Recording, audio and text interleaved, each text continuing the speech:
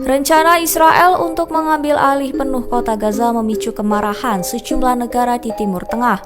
Arab Saudi menilai otoritas Israel telah melakukan kejahatan kelaparan, praktik brutal, dan pembersihan etnis terhadap warga Palestina. Mengutip dari Tribun News pada 10 Agustus, Riyadh menegaskan kecaman tegas atas langkah tersebut, serta menyebutnya sebagai ancaman serius bagi rakyat Palestina. Turki ikut menyerukan masyarakat internasional untuk bertindak menghentikan rencana itu. Ankara menilai tujuan utama Israel adalah mengusir paksa warga Palestina dari tanah mereka sendiri yang dianggap sebagai pelanggaran hak asasi manusia. Mesir juga menyampaikan kecaman keras terhadap keputusan tersebut. Kairo menilai rencana Israel sebagai pelanggaran nyata dan tidak dapat diterima terhadap hukum internasional.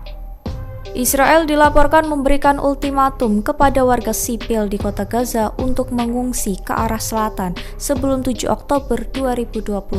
Mengutip dari Tribun News, peringatan tersebut menjadi isyarat jelas bahwa Israel berencana melakukan pendudukan militer penuh di wilayah yang dihuni 2,3 juta warga Palestina. Diketahui Gaza memiliki panjang sekira 41 km dan lebar 10 km berbatasan dengan Laut Mediterania, Israel, dan Mesir.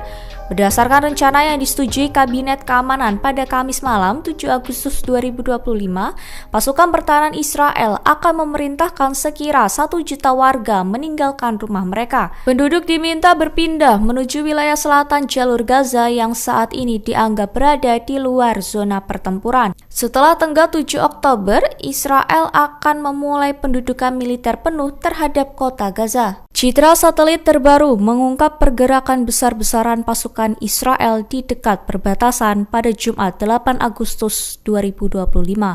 Mengutip dari Tribun News, menyebut bahwa lebih dari 100 kendaraan militer termasuk tank terparkir di depot dekat perlintasan Nahal Ozi hanya 3 km dari pusat kota Gaza. Lokasi tersebut berada di sepanjang garis gencatan senjata 1949 dan dikelilingi tanggul pertahanan yang kokoh.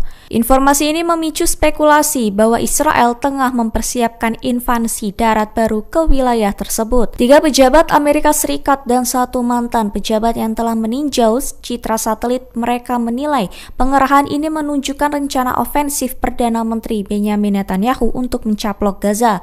Pejabat militer AS mengatakan IDF akan bersiap menguasai Gaza sambil menyalurkan bantuan kemanusiaan bagi warga sipil di luar zona pertempuran. Sebelumnya, Netanyahu telah berulang kali menggembar-gemborkan rencana untuk menduduki secara penuh jalur Gaza di tengah konflik berkepanjangan dengan Hamas.